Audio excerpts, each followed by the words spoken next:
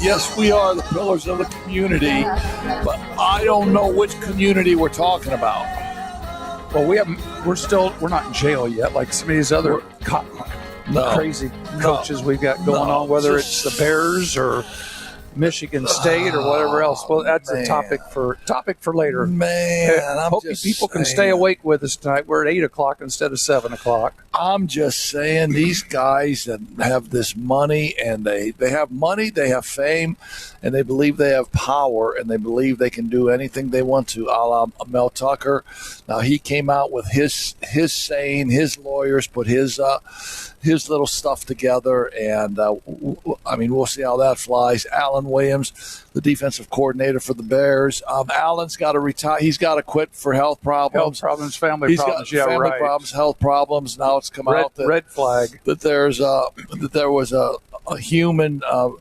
An HR interview in Hallis Hall, and there were some problems either in Hallis Hall or something else where the HR department got in, and he's fired. So allegedly, you read into what you want to read into. Whatever right? you want to read. He's not there anymore. Man, that's all the Bears needs is one more thing for the Bears. But you talked about pillars of the community. Dang. I just checked our login page. You're not going to believe this. Tom Izzo, the head coach at Michigan State. He's on the line? He's on the login. He's not on the Black Sedan hotline, as is Matt Painter. Well, the head coach at Purdue. They are pillars of the community. They are pillars of the community, and so are we. If they're waiting to hear something dynamic, they will. We'll make something up. All right, listen to me. I'm cantankerous today, so throw some stuff at me, and I'll come back at you. But before I do that, all I got to do is mention Bears or Cubs, and I'm good. Well, and before we do that, I want to say this: Happy National Daughters Day. I know you have a daughter named Stephanie. I have a daughter named Stephanie. All the fathers, the fathers that have daughters out there. Happy National Daughter Day. I know I sent something to my daughter on Facebook. She's amazing. She has a little a 5-month-old child now. And that's right. You're a grandfather. I'm a gramps. Yeah. I'm a gramps. So no, they asked me. You know what they said? They said, what do you want to be called? I said, what do you mean, what do I want to be called? They said, you want to be called Poppy? You want to be called Jaja? I said, call me Gramps, man. Gramps is fine. Jeez, what? Now we got different names for grandpas? Well, at least you're not him, Poppy. her, they, or them. Poppy. Call me Gramps. Is that a Polish thing, Poppy? Well, I don't know what it is, but I've just heard people call their grandpa Poppy. What's wrong with Grandpa? Yeah, no, I said, let the little fella call me Gramps, man. He's really cool. That won't be his first word, I imagine. No, I don't think so. His mom dotes on him daily, and his dad is amazing with him. So, great young parents, and I know your daughter just recently got married. She's a newlywed, right? I've got two of them. Her and the kid. But yeah, January she was a newlywed. She lives down in Nashville. Is a nurse and doing quite well down there at Vanderbilt Children's Hospital. So I think you were going to say Vanderbilt Junior High. I sounded like you were going to say Vanderbilt Junior High. That's the coaching coming out. But she is in the gym. She still thinks she can shoot it a little bit. If you leave her alone, she can knock down a 3. Hey, 90 days till Christmas. How about that? Exactly 90 days today from Christmas. How about that, Johnny Be Good, our producer? 90 days to Christmas, man. Absolutely. So let's just jump into this. We're going to have Darin Pritchett, the voice of Notre Dame. He's the voice of Notre Dame hockey. He does a pregame show for the football team. He's done it for, 25 years. He has a lot of knowledge about Notre Dame football. We're going to jump into that Notre Dame football game, obviously, when we get him on. But let's start off with a little bit of local stuff, a little bit of local football. Before we do that, let me thank Tony Letcher with Health Markets Insurance. Whether you need help with your health insurance or Medicare, it's time you get the right price for the right coverage. Call Tony at 574-307-8882 or visit the website at tletcher.com. Man, Tony's great, man. And all of our sponsors are great. Are you kidding me? We've been lucky with the sponsors. Thank you to all of them. And I will say this. They have been lucky with us. They have been lucky with us too, man. Our listenership is growing by leaps and bounds. The amount of people that we can reach, not only in this area, but on the World Wide Web, and with our guys Johnny Be Good spinning the dials, we can reach a lot of people, and the people of Bar Louie. So we come into Bar Louie, we eat. After the show tonight, we ate before the show. I don't want to say anything. No, get the mustard and the ketchup off your face. Better the piece of lettuce off your tooth. I know. Let's start with a little bit of local football. Then we'll get rolling. Well, we just finished up John helped us out week 6 in the football season, right? So yes, we're well into it. Yeah, we're 2/3 of the way done. When obviously we're up here in northern Indiana, so the South Bend area. Probably the best game in the NIC last week was, believe it or not, Elkhart and St. Joe. Elkhart, won 26-17. You saw a decent game for about 2 minutes, quarter and a half. Actually, it was at halftime. Halftime, then Washington decided not to come out and play in the second half. You saw South Bend, Washington, and Riley. And Riley's good. Riley's undefeated, and we'll talk about them here coming up because they've got probably the game of the year for them. And that's kind of a shameless plug here. You, Kenny, Drew, and I are going to be at Amesy Miller Field on Friday. We're the only South Bend local media that will be there covering that game. That's right. So that's going to be a big game in the NIC. Even though it's a crossover, it still has a lot of implications. And Riley's 6-0, and they only average, you get about 5 points a game defensively. They block people down. They're really proud of their defense, and it's going to be challenged this week because New Prairie is just getting better every week. So we'll see. I mean, it's going to be a game of athletes on Riley's side versus really, really tough, hard-nosed, trench players for New Prairie. And when you play that kind of game sometime, that athletic team better be skilled and better be well coached because that tough team will just knock the snot out of them. It becomes an endance thing because whatever was going on in the first and second just wears you down. Yeah, no, it's an endurance thing early, but then those linemen and then those people in the trenches, those holes become huge, and those running backs who are a little bit slower but a lot tougher. I mean that pounding that they put on you really takes a toll. Well, speaking of a pounding, over in the Northern Lakes last week, we really thought that the Warsaw Mishawaka game was going to be a game of the season. Wasn't even close. And you said Mishawaka scored first play of the game. Ran off and hid. Ended up 34-11, and, well, you tell me about it. No, it wasn't even close, man. First play of the game, Brady Fisher fakes the handoff, carries the ball around the left end, goes for 73 yards, rumbling, stumbling, and crosses the goal line. His brother, Justin Fisher, was a longtime quarterback at Mishawaka, is now a walk-on for the Fighting Irish, and it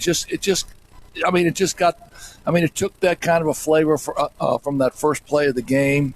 And Mishawaka and Warsaw are very similar because Bart Curtis, the old Mishawaka coach, is now the Warsaw coach. So they're all running that triple option. They run the same thing, yep.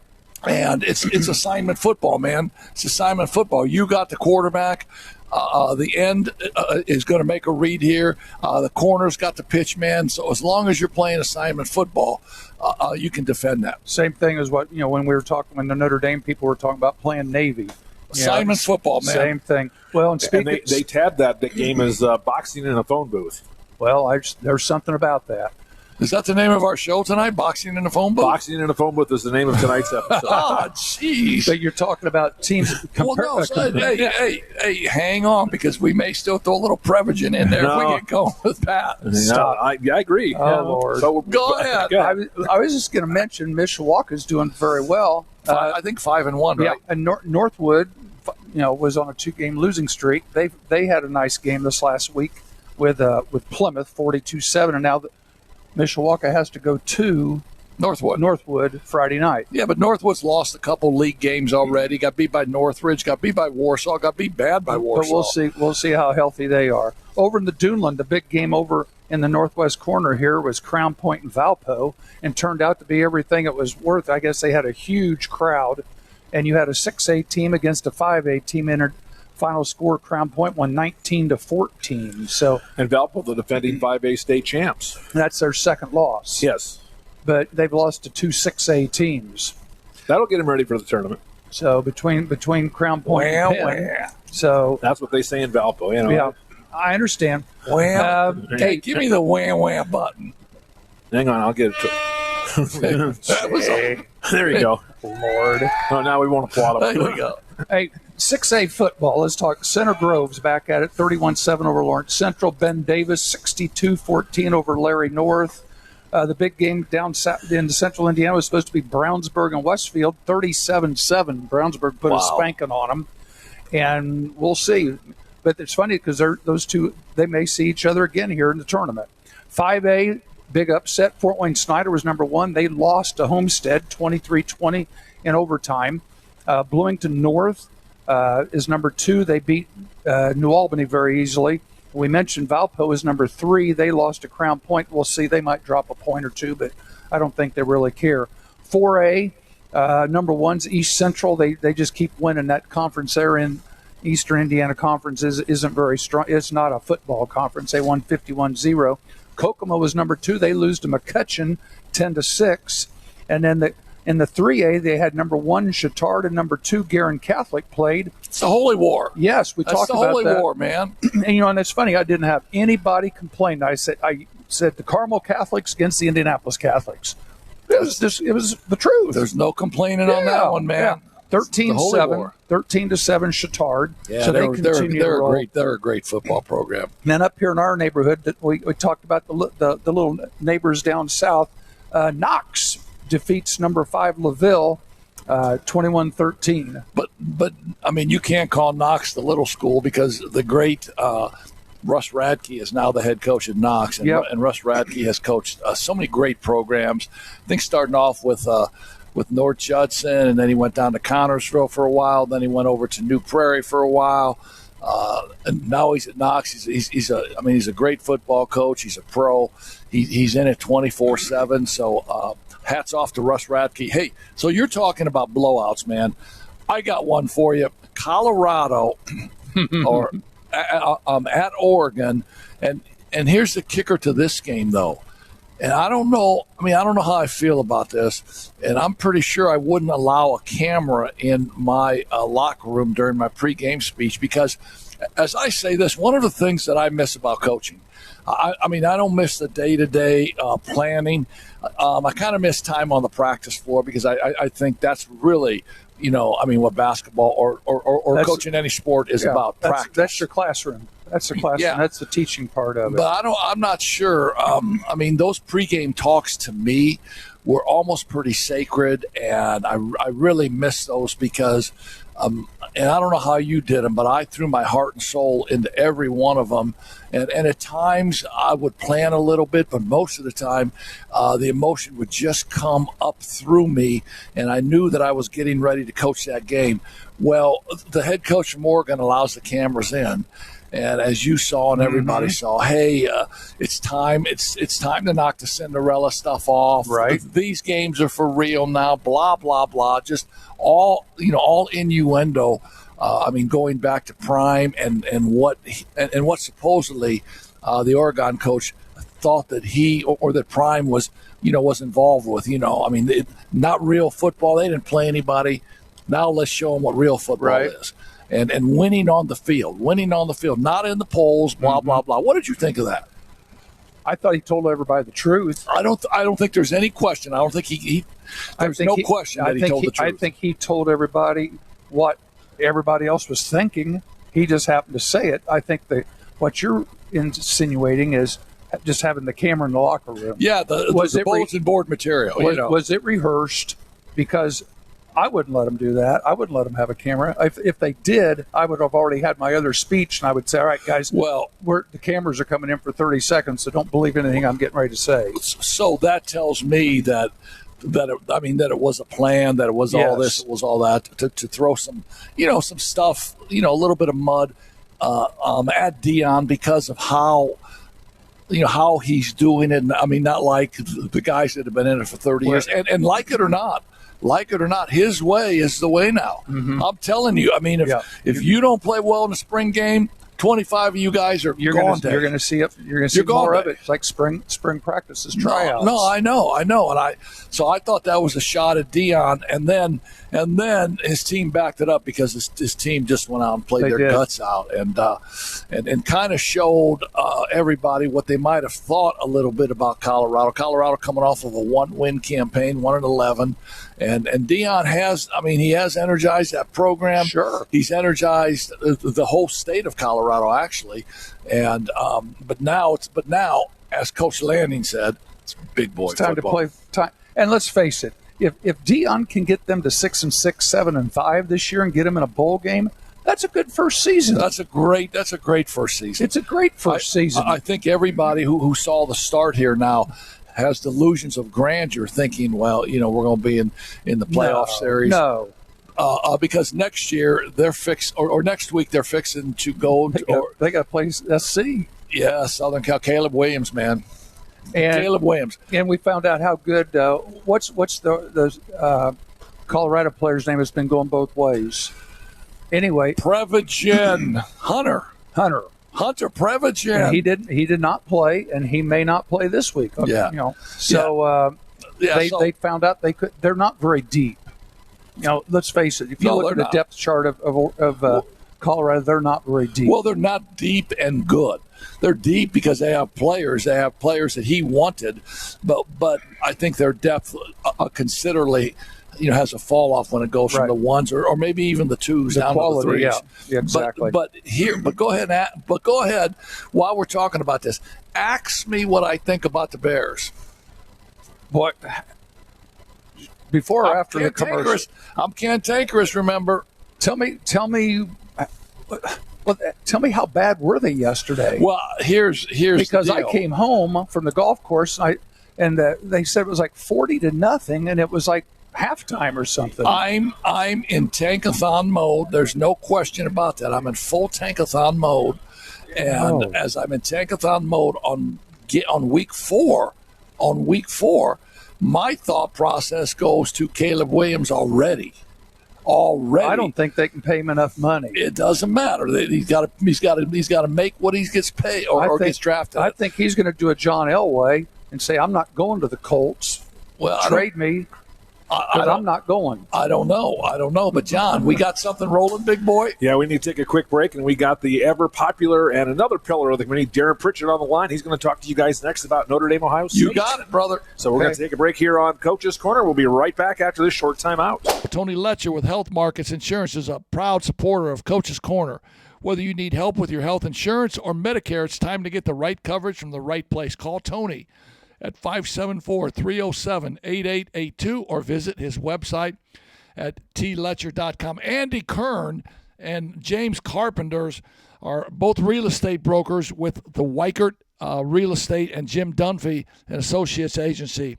The office is locally owned but has big company resources behind it that many smaller real estate offices just don't have. Whether you're selling your fifth house or buying your starter home, Andy and Jim can help. They have great experience. Call or text Andy at 574-386-4479 or give James Carpenter, a call at 574-292-2277 for great local real estate service. Frick's Driving School has been named the best driving school in Michiana. Not second best, not third best, but the best. Man, if I was a kid and I would learn to drive from Frick's, my life would be so much better with my wife. She's always complaining about my driving. The best in Michiana. Frick's was started in 1960 and is located on Edison Road in Mishawaka.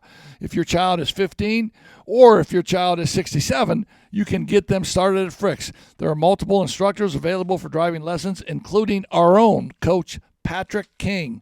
To learn more, go to fricksdrivered.com or give them a call at 574-256-2881.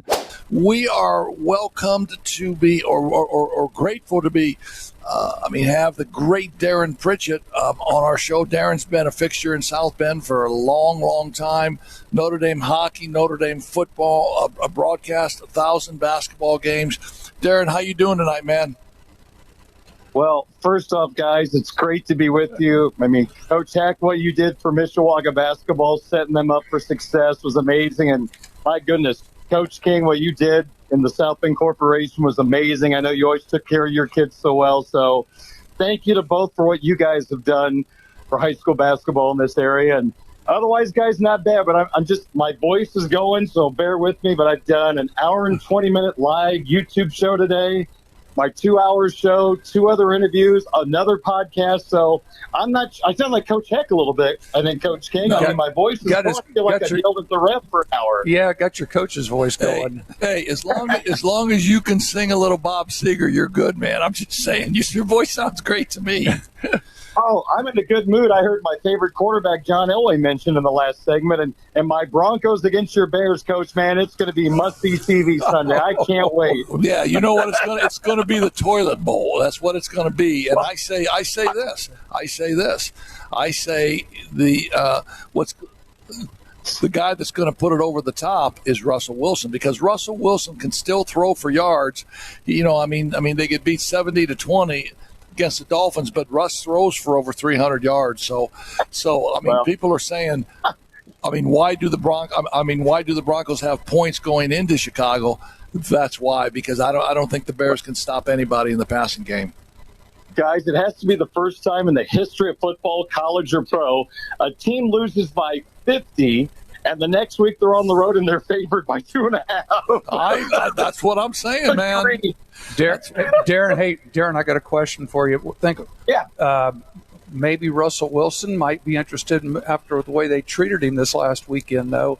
Maybe he might be interested in changing teams. Maybe the Bears would give up one of these draft picks they have to go ahead and get a sure bet like Russell Wilson, and give up one of those draft picks, either Carolina's or whatever the Bears end up with. Well, I don't think so, because the Bears are going to be number 1 and Carolina's going to be number 2. So the Bears got number 1 and 2. Well, they might pick up one of those. I saw right now somebody had a draft order. It'd be Bears 1, Broncos 2, Panthers 3, Bears 4, and they projected Caleb Williams and Marvin Harrison to be the Bears picks. That's not too bad. Hey, as we said in the 70s, and you're not old enough to understand this, but maybe you heard it.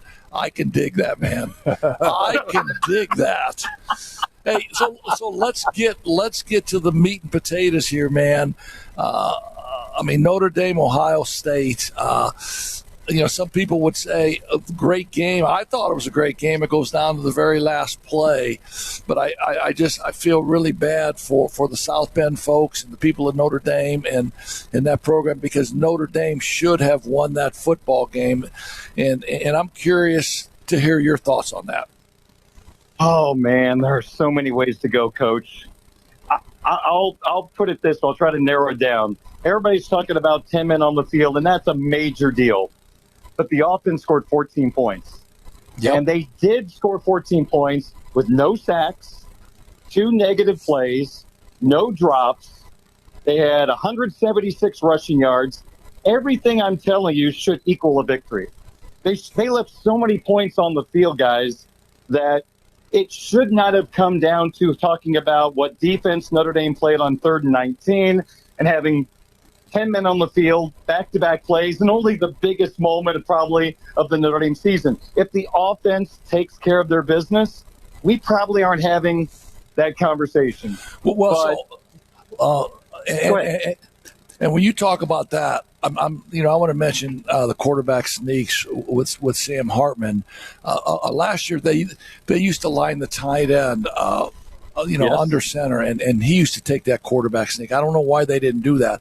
And then when Sam hit that hole and then slid to the left a little bit, I mean, those 2 linebackers, I mean, they were there to clean him up. Yeah, that was talked about in the press box. Mitch Palooza, we called it, when Mitchell Evans would come in and get the first down. He was a high school quarterback. Yes. But you know what, Coach? Even more so, that number 7, that Estime guy, pretty big. He's pretty physical. That's not a bad option whatsoever. Heck, put 2 tight ends behind Hartman and shove him 10 yards down the field like the Eagles do. I know, Estime, and I understand it's the 4-headed running back room, or maybe in some situations 5, but Estime only gets 14 carries in that game. Yeah. And I like to see him get 20, 22 carries, but I mean, like you said earlier, they still rushed for 176 yards, right?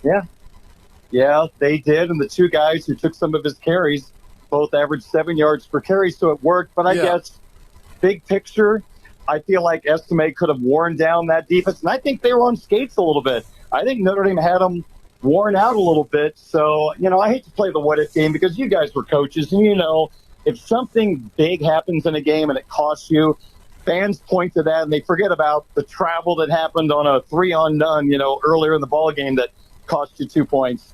But I will say this, the 10 men on the field, back-to-back plays, is unthinkable. You come off a timeout where you had 11 people on the field, you come back on the field with 10, incomplete pass, and then, guys, Ohio State substitutes, which that's when the umpire comes in and stops the play, gets by the center. You can't snap it because the defense has an opportunity to match the personnel grouping. Even with that happening, no one still knew there were 10 on the field. And I talked to a lot of former college coaches and players today, and they all said the same thing. Now, maybe Notre Dame does it differently now, but back when these individuals were at Notre Dame, you had a GA upstairs, and his only job was to count the personnel every play. Yeah, I mean, there's 20 coaches. Yeah. There's got to be there's a million. There's got to be something for him to do. Are you kidding me? And okay, one play. All right, one play escapes everybody, but 2 in the play of the game? Come on, man. I just found this out 15 minutes ago, and I haven't heard anybody talk about this until it was just pointed out to me, and I've been so focused on just 10 men on the field, I didn't even notice this. But, guys, it is at the 1-yard line. You have 10 people on the field, but on top of that, Ohio State had 12 personnel, which is 1 running back and 2 tight ends. Notre Dame was out in a nickel defense. There were 5 defensive backs on the field at the 1-yard line. Can you explain that one? No, that's inexcusable, and that's got to. I mean, there's got to be accountability for that. To be honest with you, but okay, let's go back to this. All right, Notre Dame stops him. Now Notre Dame has the ball with 4 minutes left, and Notre Dame gets 2 first downs. All they got to do is run between the tackles, estimate, pull a guard if they want to. But on that 3rd possession, they start with some trickery in the backfield, and Hartman gets sacked for maybe a 6-yard loss. So now it's 2nd and 16. Now they throw the screen pass.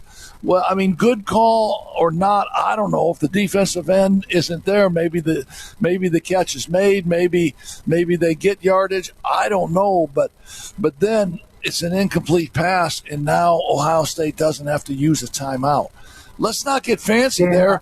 We've just got 2 first downs running between the tackles, right? Yeah, and Coach, there's a million ways to probably play that situation, and I'm not saying my way is right. But I just always believed you run the ball until you bleed the other team of timeouts. Make sure they've got none left when they go back on offense. So, to me, that takes away the middle of the field. Because I know the clock stops on a first down inside of 2 minutes, of each half. But that can kind of take away the middle of the field from a team when you don't have a timeout. You're going to waste time getting up to the line of scrimmage.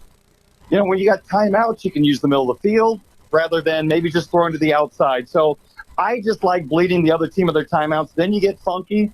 But, boy, they ran it so well on those 2 plays. Oh, man. And a screen pass was an interesting call, too. But, yeah, I wish they would at least gotten rid of all those Ohio State timeouts. Yeah, and with all that being said, and with as upset that we were on Saturday, 1 loss is not going to keep you out of the college football playoffs. I still felt like Notre Dame was the better team, and I know they lost, but I think they were the better team. And if you go 11-1, you've got an outstanding chance because you would have beaten Duke on the road. You would have beaten USC. You would have won at Clemson. So that's some pretty good resume victories. So, yeah, not all is lost. Coach, I'm just really concerned mentally how quickly this team bounces back. The good news is Sam Hartman's a hell of a leader, and I'll tell you what, those players adore him. I think they'll listen to him, and I think this is important too, and you guys are former coaches, and you can talk more about this than me, but I thought last year, after they lost to Stanford, that season could have went a lot of different ways. But the fact that Marcus kept that team together when they had really nothing to play for after losing their playoff aspirations. I mean, you lost to Marshall and you lost to Stanford and you're 3-3. I mean, that thing could have been a 5-6 loss season, but the kids respect Marcus. They listen to him. So if he got them out of that spot, I'm expecting him to hopefully pull out some magic this week, lock these guys in, because it is not going to be probably overly easy down in Durham this week. Yeah, I think you're exactly right. And I think Marcus Freeman undoubtedly is a stand-up guy. I mean, for him to come out and explain the whole timeout issue like he did and not hide anything. Most coaches would have came out and would have sugarcoated that somehow because they didn't want to, they wouldn't want to make their staff or themselves look bad. But Marcus didn't do any of that. Marcus came out and told the truth. Coach Freeman did. And, I mean, it'll be tough getting that team up to play Duke. Duke's a pretty good team. But Duke has played 3 tomato cans. I mean, obviously they beat Darin. He's got some Clemson. phrases. I mean, they beat Clemson early. I mean, first game of the season, but they played a couple tomato cans: Lafayette, Northwestern, and UConn. So, I mean, I look for Notre Dame to go in there and take care of business. They got 11 either seniors or grad seniors on defense. Now that's the thing that kind of disturbed me too at the end because those defensive guys that they have, they've seen it all, man. I mean, seniors and grad seniors, there's nothing they haven't seen. And so for Ohio State to go down and score on that was kind of perplexing to me too. Darin, Darin, you're going to find out. We got some phrases here, and the tomato can one is one of them. You just have to you just have to put up with that. Go ahead and write that one down. But if you use that, you might mention where you found it. Yeah, well, Coach King, I was actually going to ask you, since he brought that up, through the years at Anderson and Mishawaka, how many tomato cans did he play throughout the season? Do you have any idea? Oh Lord! Well, one of them was from South Bend when he used to invite my team down there to the Wigwam to play. You were no tomato. Don't ever call yourself a tomato can. That's the name. That's the name of this show this week. The Tomato Can. Anytime they pay you to come down there to their game, you know what? You can figure out the rest of that sentence. Hey, Darin, I was going to ask you. Well, you were talking about this week. Starting right now tonight into Friday. Notre Dame plays a lot of young players right now, and you mentioned on one of your shows earlier today. The wide receivers, the running backs. You've got a lot of true freshmen playing, and some first-year some redshirt sophomores or freshmen too. Those are the guys I think you have to be concerned with. How are they going to react? Because they were a major part of the game, on Saturday. Getting them to rebound because the only thing they know is high school football. Now all of a sudden here they are on one of the biggest stages that may be the biggest game some of those kids ever play in. You never know. And how are they going to rebound from that emotionally and mentally? Can he get them back to go to Duke and play? Let's face it, probably one of the top 4 teams that are on the schedule. Well, I'm probably going down Coach Hex's road a little bit by coming up with a weird phrase, but you almost hope, Coach King, that youthfulness means you're stupid and you don't realize what you're getting into. You know what I mean? That you're not overthinking it. You're just so excited to be playing at Notre Dame and playing in another top 25 matchup. But what you bring up is very important because, Marcus Freeman told us today that Jaden Thomas, who is arguably their top wide receiver, he's got an injury he's dealing with, a hamstring, so he's questionable for the Duke game. Okay, so let's just play hypothetically he doesn't play. Well, Deion Colsey, one of the backups, He's going to have his knee scoped this week. He's out a couple of weeks. Okay. And we already know Matt Palermo is out of the equation. So that's 3 of your top 7 wide receivers that you started the season with, which goes into your comment about the freshmen playing well. Well, they've been getting the freshman wide receivers ready, Enrico Flores and Jaden Greathouse. And, I mean, Greathouse has been playing from the get-go. And Rico, he had the second most targets and second most catches against Ohio State and had the go-ahead touchdown in the fourth quarter. Yep, so, exactly. Fortunately, the coaching staff has gotten them in the action, so it's not going to be deer in the headlights going to Duke. So, boy, you think about 3 of the top 7 it could be down. I mean, that's big, but thank goodness these guys have matured very, very quickly, and I feel as confident of those 2 catching a pass at wide receiver than anybody. And in fact, I'll go a step further. Somebody was talking today, well, Notre Dame used so much 12 personnel, guys like Chris Tyree, they're not getting a lot of playing time. Well, to me, guys, 12 personnel with the 2 tight ends has helped the running game be very, very good this year. And you know what? Based on what Holden Stays has done and what Mitchell Evans did against Ohio State, are there many guys out there at wide receiver you trust more than these 2 catching passes? I mean, when it's thrown to them, they catch it. So they benefit the running game. They catch the ball when it's thrown to them. I think the 2 tight ends is kind of the meat and potatoes of this Irish offense. Tight end, man. Hey, so let's take a step away from Notre Dame football for a minute, and let's talk about some young kid being in the baseball booth with Jack Buck and Mike Shannon, and being the guy that's going to get coffee for Mike Shannon and the water for Mike Shannon. Tell our listeners about that young kid who had a dream to be an announcer his whole life and ended up in the St. Louis Cardinal baseball booth.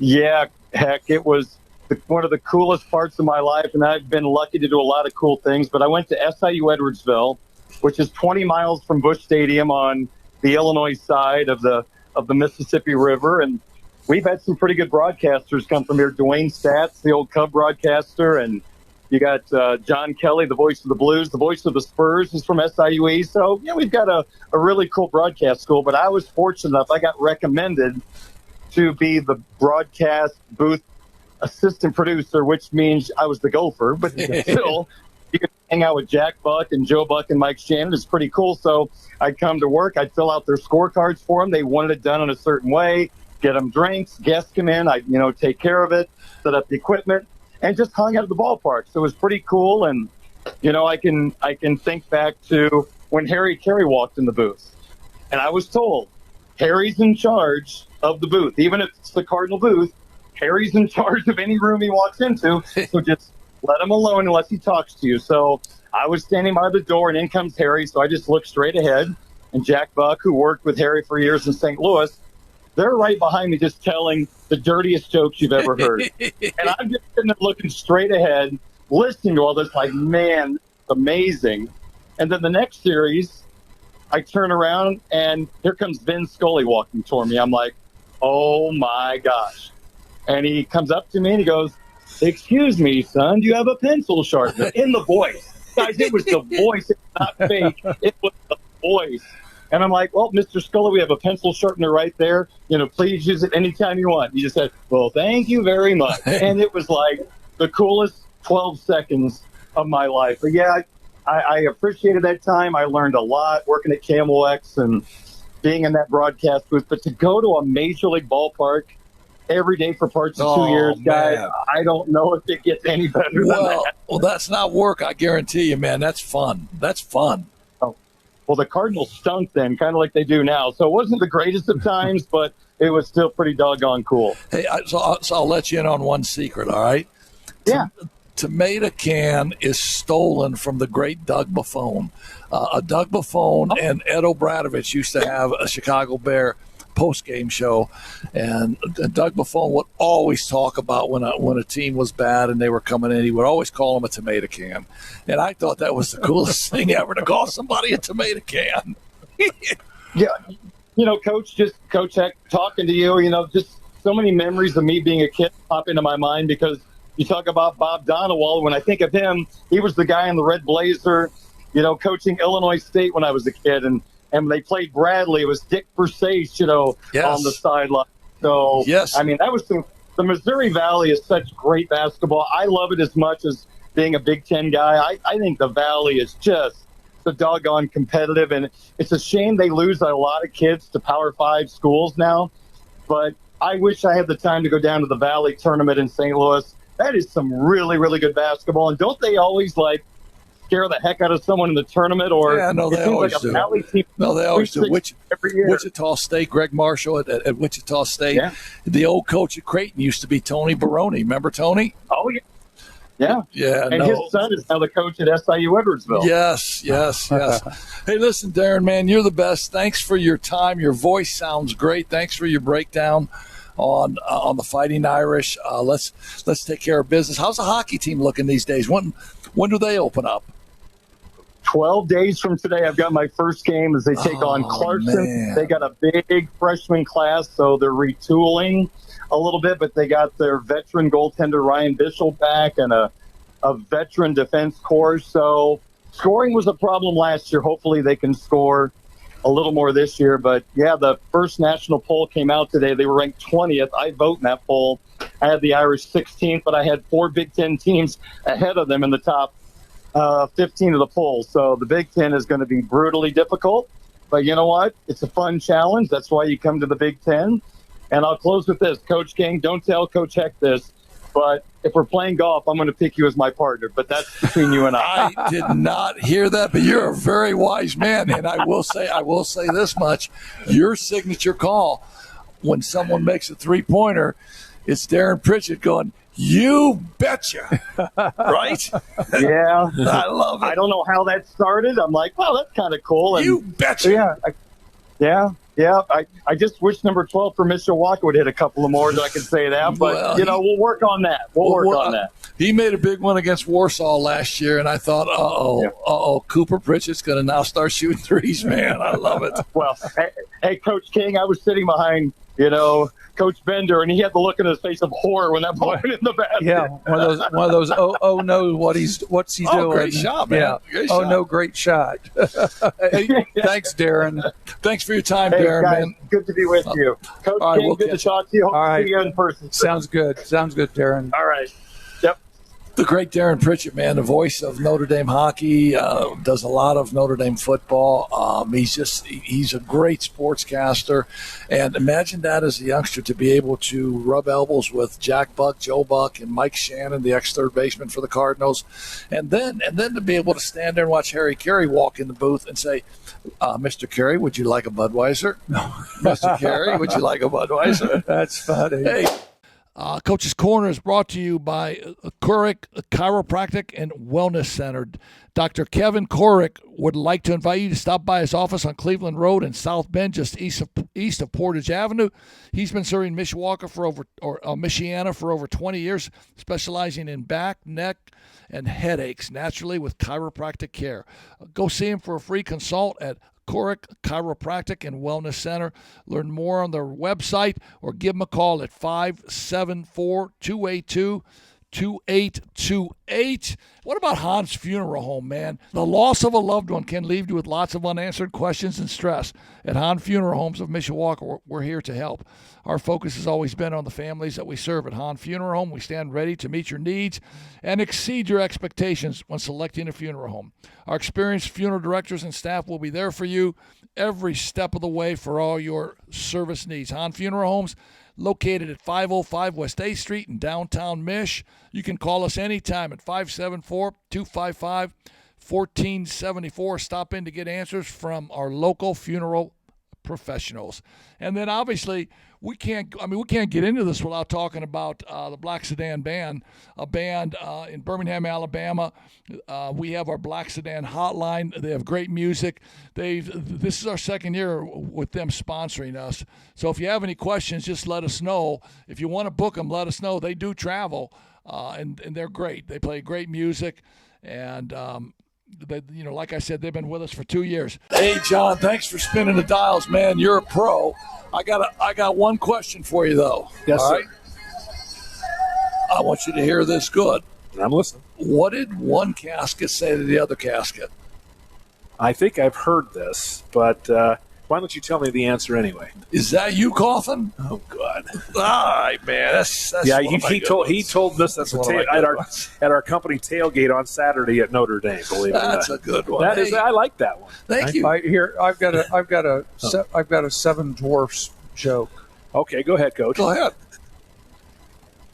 Did you forget it? No, Yeah, no. I'm trying The to. Prevagen's about ready to No, kick in. I was just waiting. The hesitation was on purpose. Oh, okay. Okay. Yeah. Heck got jumped by 6 dwarfs. Not happy. This show is. This is now some. This is a tomato can of a show. This thing is. Yeah. All right, hey. Absolutely. All right. You didn't like that one, did you? That's all right. That's an English teacher joke. I can dig it. I can dig back in the 70s, man. Whatever, man. I can roll with it. So, wild card in National League. Philadelphia. It changed Yes, today, it but did. go ahead. Yeah, Philadelphia is up by 5. So I think it's safe to say Philadelphia will be the number 1 National League wild card. Arizona was number 2, and the Cubs were number 3. But Arizona got beat by the Yankees today, correct? Yep, 6-4. So Arizona and the Cubs are tied for the 2nd and 3rd place, with Miami being a game back from Chicago and the Reds being 2.5 back. But here's the deal on that with the Cubs. Both Arizona and Miami and Cincinnati own the tiebreaker against the Cubs because they won the series for the year. So any ties will not go to the Cubs. And the Cubs have got a tough road here this week. Yeah. So Arizona. So if you look at Arizona's schedule, they play 3 at the White Sox. The White Sox are in disarray, man. And then Houston plays 3 at Arizona. Now Houston's good, and Houston's playing. Houston needs to win, and Houston's playing for something because they're either how you want to look at it. They're in first place, second place, or the start of the wild card situation in the American League. Miami has 3 games at the New York Mets. The Mets, I don't know, and then they got 3 at Pittsburgh. And Pittsburgh took 2 out of 3 at the Cubs, but Pittsburgh's is a young team, and they'll play well, and they won't play well. So I don't think Miami's got a tough road here. I think the Cubs got a tough road. The Cubs are 3 in Atlanta, and the Cubs are 3 in the Brewers. But here's what's going to pull the Cubs through. I will be in Atlanta on Thursday watching that Cubs game. Oh, you're going? On Thursday. And then on Friday night, my nephew, which is one of the top quarterbacks in the state of Georgia, plays for Walton High School. He has a big high school football game Friday.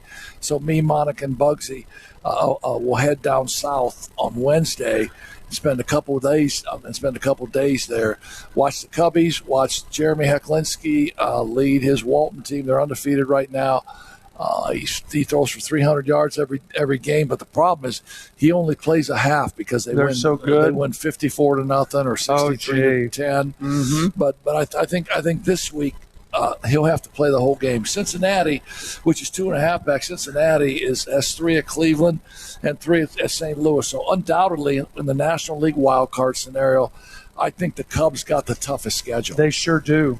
And they were talking this morning about the Ohio Cup. Hang on. Because they were talking about Cleveland and Cincinnati playing each other. Yeah, the Ohio Cup. Yeah, they called it the Ohio Cup. Over in the American League, they mentioned the Yankees have been eliminated, which is the first time in a long, long time that the Yankees have might even have a chance they might be under 500. Atlanta won. Atlanta's got 100 wins for the 2nd year in a row. And the Rangers have gone from out of the playoffs. They're suddenly leading the division because they swept the Mariners. They're now up 2.5 games, so the Rangers are in first place. And that leads us into a phone call. Okay. Yes. One of our big Ranger fans out there would like to talk. No. Is this Scott King? Is this the airplane pilot? What's happening, man? He's can neither confirm nor deny. So tell us about the Rangers. They go out, they get a great pitcher from the Mets. They make a trade at the trade deadline. So it was Max Scherzer to the Rangers, right? Well, yeah, Max Scherzer came over at the trade deadline. The big one that's been really helping out has been Jordan Montgomery, because after Max Scherzer got hurt, he had something go wrong with his tricep or his shoulder, and the GM of the Rangers said that he would maybe be sidelined for the rest of the year. Jordan Montgomery, the southpaw, came out and pitched a really good game the other day against Seattle, held them scoreless. Rangers won 2-0. And, I've been watching, and the show, the mood is so dejected. So I felt like you guys needed to have a winner come on, because I was on the other side of the. He wanted to talk about Ohio State. He's Brutus the Buckeye. Yeah. How about with Lee Corso? Lee Corso couldn't even keep Brutus on his head almost. Unbelievable. We need to tell Corso to go home and sit on the couch next to Lou Holtz. I love Lee, though. Yeah, I was about to say something about that. They need to leave the octogenarian retired coaches at home and just. Well, he's throwing words at us. Octogenarian, 100-year-olds. No, but he learned that at Purdue too, by the way. Okay. Yeah, but no, Lee Corso, he's been a fixture on that show for a long so time. Many years. I thought Vince Vaughn was great. I thought Vince Vaughn talking about everybody in his family from Ohio. He's got nieces and nephews that goes to Ohio State, and then he talks about he's in the Rudy movie, right? He talks about he throws one pass. He's got to be for Notre Dame. I thought that was great. That's funny. Well, Scott, tell me how the Rangers go from like third in their division to the lead. Well, it's hilarious because living down here in Dallas, the rivalry with the entire city of Houston is so heated. It was funny. The Rangers played like absolute crap in most of the middle of August until about a week ago. Right. And then they go on and sweep the Mariners, which were one of the other teams that they were competing for the division in the AL West.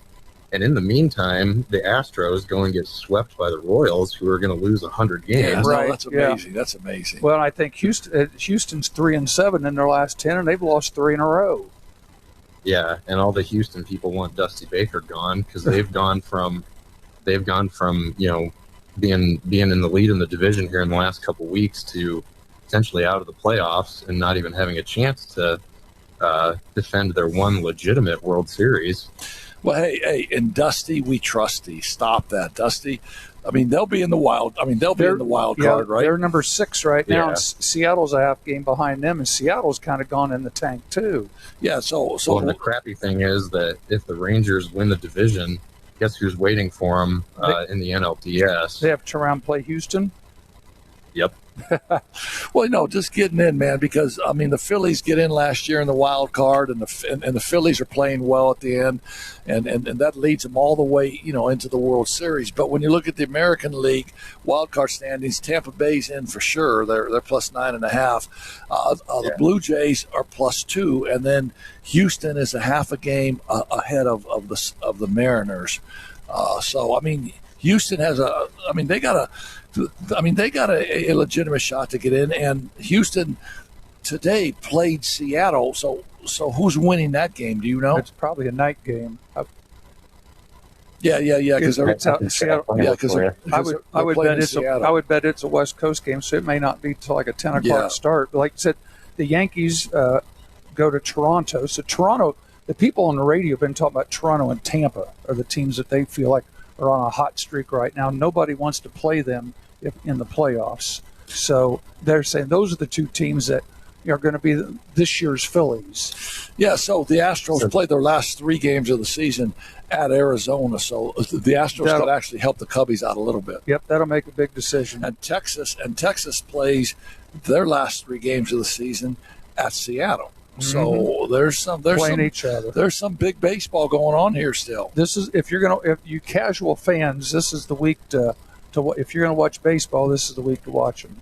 So hey, Scott, thanks. We're up against the clock. We're going to try to get out of here shortly. I appreciate your info. Hey, can I add one thing about the football game Saturday? Add something about Ohio State, will you please?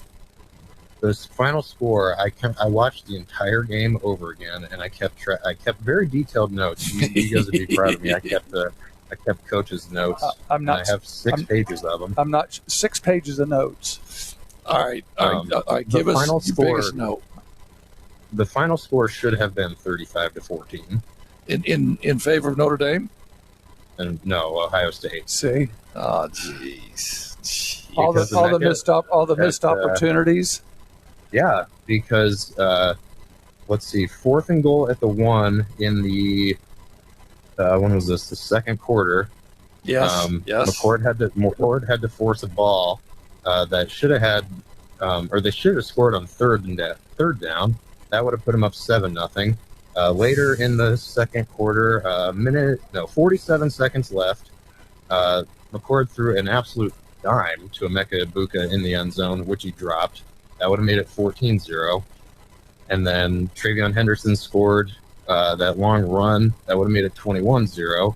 And then Notre Dame came and scored the 3rd and 4th down in the second half. I told you he'd have it all written down for you.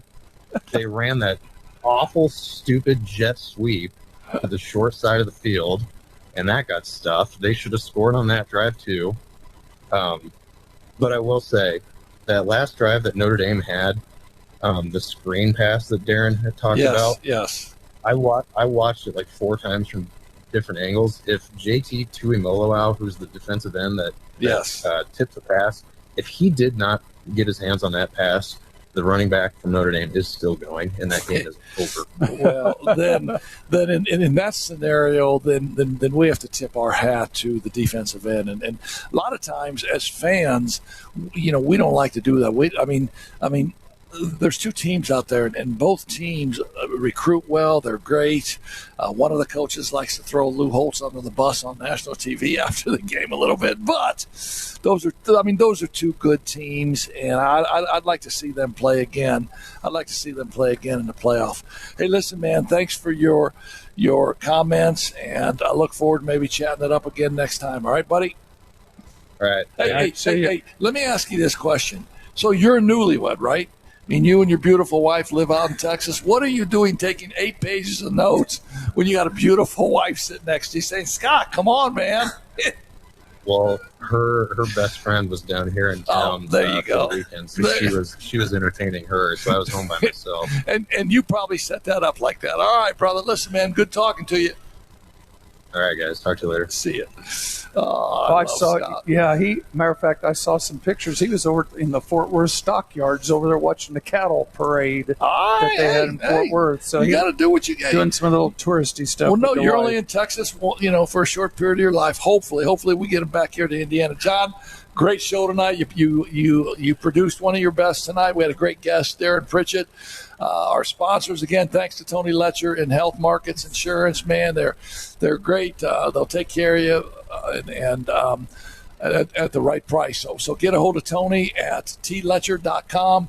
Pat, always a pleasure with you. I'm sorry I was cantankerous tonight, but we'll be back here next week at 7. Yes. So we'll get back on our schedule. We've had the producer's not at the PT office. Yeah, and if you want to see last week's show, get on YouTube. We've got it on YouTube, and this one will be on YouTube tomorrow. Yes, so it will. We'll send it out. Get it ready. You can watch these anytime. You can watch all of them way back to Christmas if you want to. Yes, you can. And last week's show was another Wally Pip episode because we had Scott or Pat and I producing the show with help from Scott. And we will say this much, Johnny Overmeyer, Johnny Be Good was pipped for about 45 minutes of that show. We said, hey. But then at the end, we missed John so much. Lou Gehrig never walked in, and Wally Pip is back. He's back. So we did well. Well, thanks, everybody. So when your good times and your laughter too, we gon' celebrate.